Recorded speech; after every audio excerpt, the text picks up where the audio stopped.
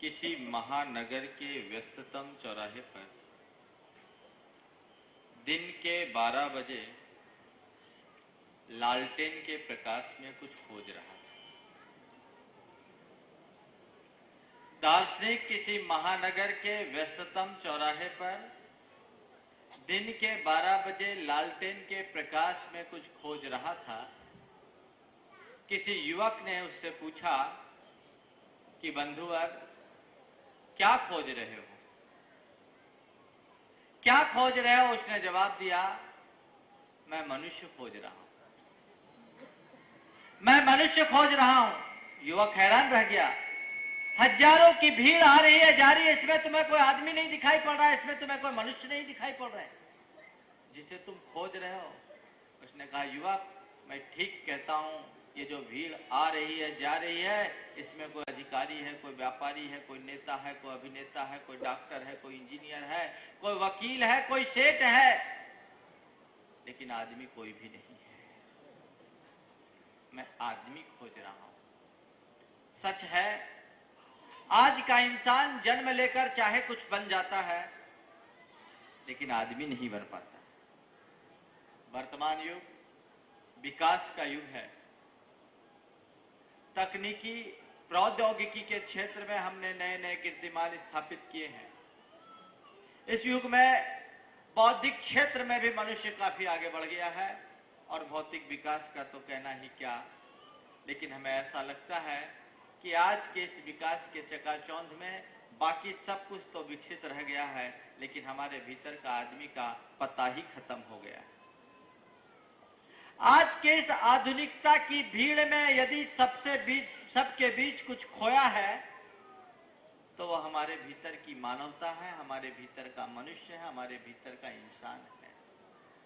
सभी कुछ हो रहा है तरक्की के इस जमाने में, मगर यह क्या गजब है कि आदमी इंसान नहीं होता। सब कुछ हो रहा है, लेकिन मनुष्य मनुष्य भर नहीं रह पा रहा है। यह इस युग की सबसे बड़ी विडंबना है, या यूं कहें, यह हम सबके जीवन का सबसे बड़ा अभिशाप है, जिसने हमें मनुष्य की तरह जन्म लेने के बाद भी मनुष्य नहीं रहने दिया। संत कहते हैं, मनुष्यों, तुम मनुष्य बनो, यह तुम्हारा प्रथम कर्तव्य है।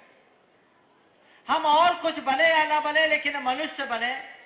लेकिन यह विडंबना है, आज जब माँ बाप अपने बच्चे को किसी स्कूल में दाखिल करते हैं, तो उनके मन में केवल इतना ही रहता है कि मेरा बेटा कुछ बन जाए।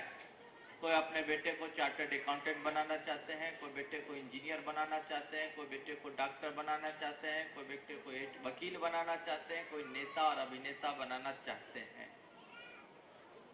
हम अपने बेटे को सब कुछ बनाना चाहते हैं, लेकिन आदमी बनाने की बात नहीं सोच पाते।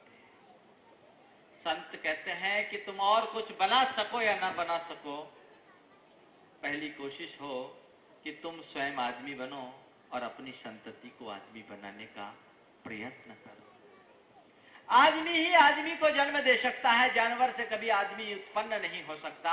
लेकिन मुश्किल यह है कि आकृति के आदमी तो हमें बहुत दिखाई पड़ते हैं, लेकिन मनुष्य की शक्ल में मनुष्य की प्रकृति को अपनाकर जीने वाले मनुष्यों का नितांत अभाव दिखाई पड़ता है। आदमी वो नहीं जो आकार प्रकार से आदमी है।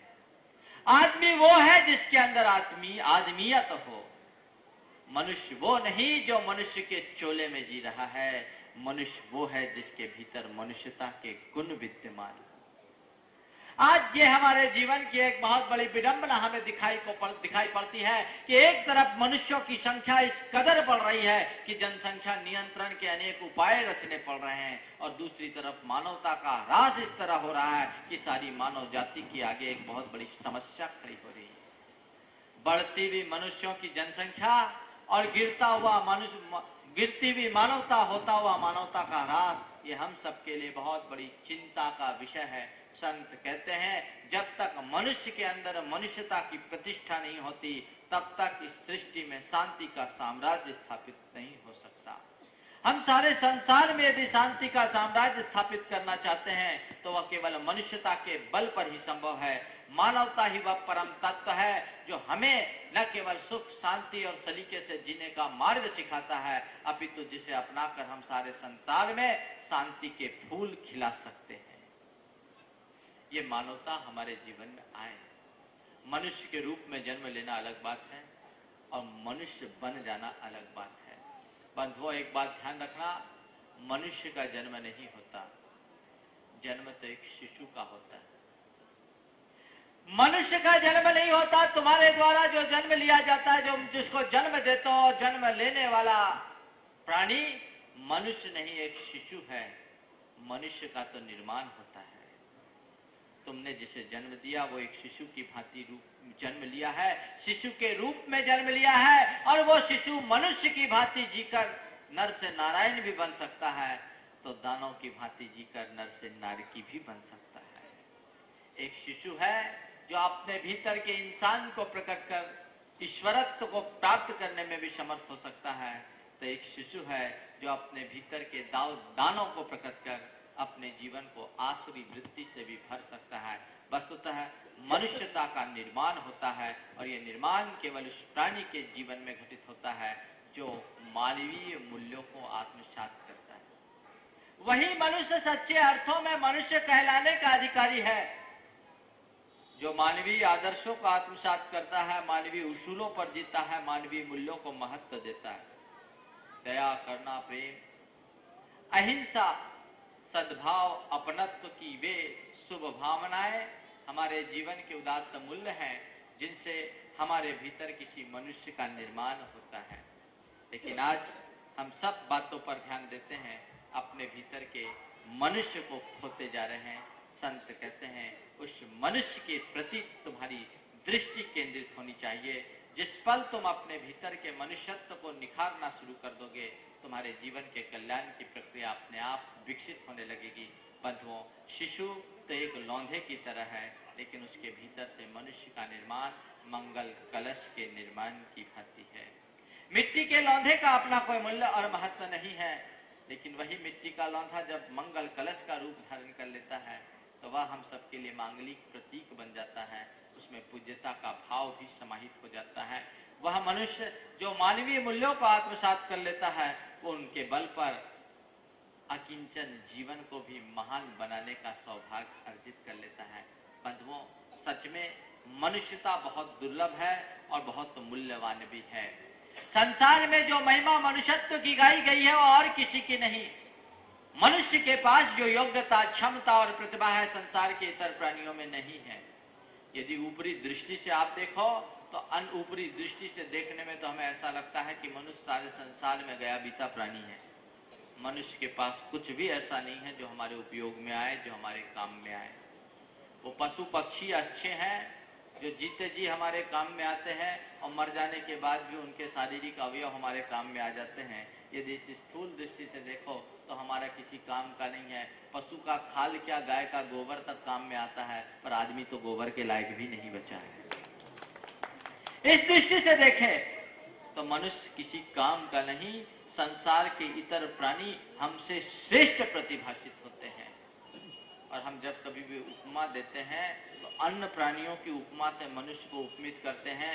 जिनकी हिरण जैसी आंखें होती है उन्हें हम मृगनयना कहते हैं। जिसकी हाथी जैसी चाल होती है उसे हम गजगामिनी कहते हैं। जिनके कोयल जैसे कंठ होते हैं उन्हें हम कोयल कंठी कहते हैं। हम बहुत पीछे हैं उनसे, वे हमसे श्रेष्ठ हैं, हम उनसे अश्रेष्ठ हैं। हम देखें तो हमारे पास वो क्षमता नहीं, हमारी बात जैसी दीर्घ दृष्टि नहीं है, हमारे पास चीता जैसी फुर्ती नहीं है, हमारे पास बंदर जैसे पेड़ों पर चढ़ने और कूदने की क्षमता नहीं है, हमारे पास पक्षियों की तरह आकाश में उड़ने की क्षमता नहीं है, हमारे पास मछलियों की तरह पानी में तैरने की क्षमता नहीं है। हम कहने को अपने आप में संसार में श्रेष्ठ प्राणी भले कह देते हैं, लेकिन बिच्छू जैसा नन्हा सा प्राणी भी हल्के से दंश से हमें तिलमिला देता है, ऊपर से नीचे तक झंझनी पैदा कर देता है। एक बिच्छू जैसा प्राणी भी हमें हिला डालने की क्षमता रखता है। इसके बाद भी मनुष्य श्रेष्ठ है। क्यों?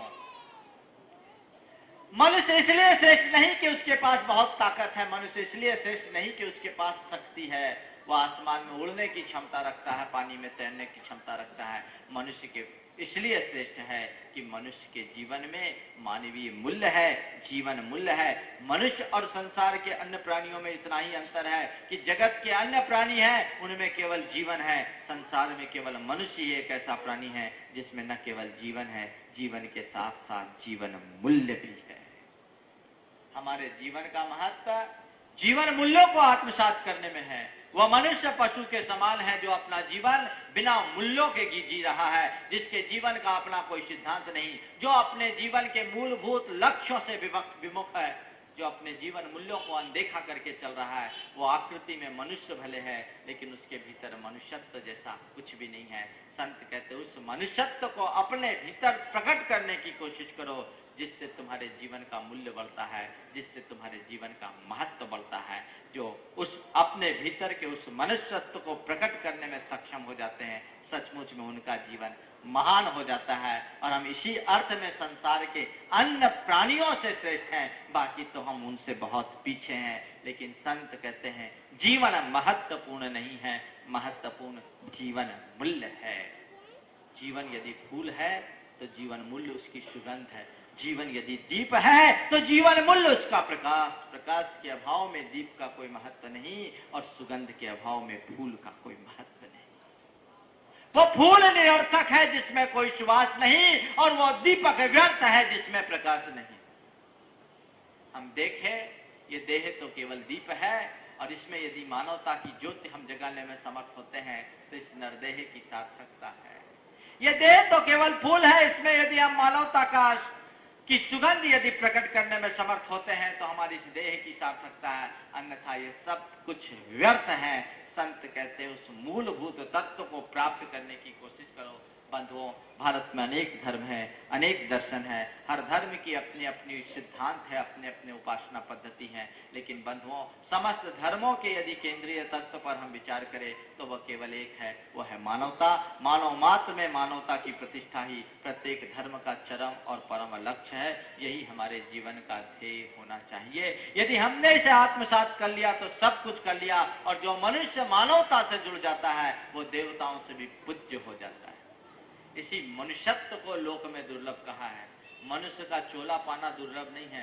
आज संसार में ऐसे भी मनुष्य हैं जो पशुओं से बदतर जीवन जी रहे हैं और इस धरती का भार बना रहे हैं। उनको एक बार मुझसे कहा कि महाराज, आप लोग कहते हैं मानव जीवन बहुत दुर्लभ है, लेकिन जनसंख्या दिनों दिन बढ़ रही है, उनको रोकने को उपाय करना पड़ रहा है, फिर मानव जीवन दुर्लभ कैसे है? मैंने कहा बंधुओं, मानव जीवन दुर्लभ नहीं, मनुष्यता दुर्लभ है। मनुष्य वो नहीं जो मानव का तन धारण किया है, मनुष्य वो है जिसके भीतर मानवता है, जो केवल मनुष्य की आकृति में नहीं जी रहा है, मनुष्य की प्रकृति में भी जी रहा है। आप अपने अंतर मन का विश्लेषण करके देखना कि आपके भीतर मानवीय भावनाएं है या नहीं। आप किस स्तर पर जी रहे हैं? मनुष्यता के स्तर पर जी रहे हैं कि पशुता के स्तर पर जी रहे हैं? चेतना के दो अलग अलग स्तर हैं, एक पशुता का स्तर है और एक मनुष्यता का स्तर है। पशु और मनुष्य में ज्यादा अंतर नहीं है। पशु केवल अपने में केंद्रित होकर के जीता है और मनुष्य अपने साथ औरों का भी ख्याल रखता है। यदि आप केवल अपने आप तक सीमित हैं, आप केवल अपने हितों की बात सोच रहे हैं, आप केवल अपने स्वार्थपरता की बात सोच रहे हैं, तो तय मानना दुनिया की दृष्टि में चाहे कितने बड़े क्यों न हो गए हो, लेकिन अभी पशुता के स्तर से ऊपर नहीं उठ सके। स्वार्थ के धरातल पर जीवन जीना पशुता है और परमार्थ की भूमिका में आकर जीना मनुष्यता है। जो पशुता से ऊपर उठते हैं वे ही मनुष्यता को आत्मसात करने का सौभाग्य अर्जित कर पाते हैं। हम केवल स्वहित की बात ना सोचे, स्वहित की बात सोचना स्वार्थ है और सर्वहित की बात सोचना परमार्थ है। स्वहित के साथ सर्वहित की बात सोचे, केवल अपने भलाई की बात ना सोचे, दूसरों की भलाई का भी ख्याल रखे और कदाचित अपने भलाई की सोचे भी तो सोच ले, लेकिन इस बात का ध्यान रखे कि हमारी भलाई में दूसरों का नुकसान तो न हो। जो अपने प्रत्येक क्रिया में दूसरों के हित अहित का ख्याल रख करके चलता है वही सच्चे अर्थों में मनुष्य है। और वो मनुष्य मनुष्य नहीं रहता, अपितु दया और करुणा का अवतार बन करके चलता है। उसकी वृत्ति अत्यंत उदार होती है, उसका चिंतन बहुत विशाल होता है और उसका अंतःकरण अत्यंत पवित्र होता है। वो भूमिका हमारे जीवन में आनी चाहिए, लेकिन आजकल दिनों दिन इसका अभाव होता जा रहा है। धन्य है वे लोग जिन्होंने मनुष्यता को प्राप्त किया है, अपने जीवन में मानवता के फूल खिलाए हैं, वे बड़े धन्यवाद। बंधुओं, मनुष्य की आकृति पाना जितना कठिन है, उससे ज्यादा कठिन मनुष्य की प्रकृति पाना है। बहुत कठिनाई से हमने मनुष्य जन्म को पाया है। बड़े भाग मानव तन पावा, सुर दुर्लभ सब ग्रंथ ही गावा की उक्ति निरर्थक नहीं है। ये बड़ी कठिनाई से पाई है। कोई गुलाब का फूल खिलाना हो तो बहुत परिश्रम करना पड़ता है, और बेशरम के फूल उगाने के लिए कोई प्रयास की जरूरत नहीं होती। बेशरम समझते हैं ना, क्या बोलते हैं आप लोग? सड़क चलते उगता रहता थेथर, उसके लिए कुछ करना नहीं पड़ता, जहां फेंक दो अपने आप उगाती, और एक बार उगती है तो उगती ही जाती है, उसे हमेशा हरी भरी बनी रहती है। प्रचंड गर्मी में भी वो हरा बना रहता है। लेकिन यदि गुलाब का पौधा आपको लगाना हो तो उसके लिए बहुत श्रम करना पड़ता है, उसे खाद पानी से सींचना पड़ता है, अनेकानेक प्रयास करने पड़ते हैं, तब जाकर के वो पौधा पनप पाता है और बड़ी मुश्किल से उसमें फूल खिल पाता है। संत कहते हैं तुम्हें दुर्लभ ये मनुष्य जन्म मिला है, तो इसमें मनुष्यता के गुलाब को खिलाओ, उसकी महक से सारे वातावरण को सुवासित करने का प्रयास करो। एक बात ध्यान रखना, यदि कोई फूल खिला है तो ज्यादा दिन तक खिलेगा नहीं। फूला हुआ फूल आज नहीं कल मुरझाएगा। इससे पहले कि वो फूल मुरझाए, उसकी महक से तुम अपने जीवन को आनंदित कर लो, उसके महक में अपने आप को लीन करके अपने जीवन को धन्य कर लो। ये जीवन है, आज रहे कल रहे न रहे कोई भरोसा नहीं। धन्य है वे ही लोग जो अपने जीवन की बगिया में खिले इस गुलाब का सत्कार करना जानते हैं और अपनी मानवता को सार्थक बनाने में सफल होते हैं। हमारे जीवन में वही मानवता घटित होनी चाहिए, लेकिन आजकल वो दिनों दिन क्षीण होते जा रही है। मनुष्य का चिंतन विकृत हो रहा है, उसकी सोच गंदी बनते जा रही है, वह निपट स्वार्थी और मतलबी किस्म का होता जा रहा है। जहां उसका मतलब सस्ता है वहां तो वो सब कुछ करने को तैयार होता है, और जब मतलब पूरा हो जाता तो सामने वाले को पहचानने से भी इनकार कर देता है। बंधुओं, संत कहते हैं अपने जीवन को उदारता के अमृत से भरिए, अपने चित्त को दया करने के रस से भरिए। लेकिन आज उनका स्थान घृणा विद्वेष और वैमनस्य के जहर ने ले लिया। स्वार्थ के विष से हर मनुष्य का चित्त विषाक्त होता जा रहा है। आज आदमी अपने स्वार्थ के लिए चाहे जो कुछ करने को तैयार हो गया है। हम कहते हैं कि सांप जहरीला होता है और सांप आदमी को काटता है तो आदमी बचता नहीं, आदमी मर जाता है। पर मुझे ये उक्ति अब बदली भी दिखाई पड़ती है, क्योंकि अब आदमी सांप के काटने से भले बच जाए, पर आदमी के काटने के बाद आदमी को बचना बड़ा मुश्किल हो जाता है। कहते हैं सांप काट करके पलटता है, पर आदमी पलट करके काटता है। सांप काट करके पलटता है, पर आदमी पलट करके काटता है। एक अस्पताल में एक साथ 3 सूचनाएं लिखी हुई थी। पहली सूचना थी, एक आदमी को कुत्ते ने काट खाया है। एक आदमी को कुत्ते ने काट खाया है। नीचे लिखा था चिंता की कोई बात नहीं, एंटी रेबीज इंजेक्शन लगेंगे, वो ठीक हो जाएगा। दूसरी सूचना थी, एक आदमी को सांप ने काट खाया है। नीचे लिखा था स्थिति गंभीर है पर नियंत्रण में है, वैक्सीनेशन की व्यवस्था हो गई। उसके नीचे एक तीसरी सूचना लिखी थी, उसमें लिखा था एक आदमी को आदमी ने काट खाया है। एक आदमी को आदमी ने काट खाया है। नीचे लिखा था बचने की कोई संभावना नहीं।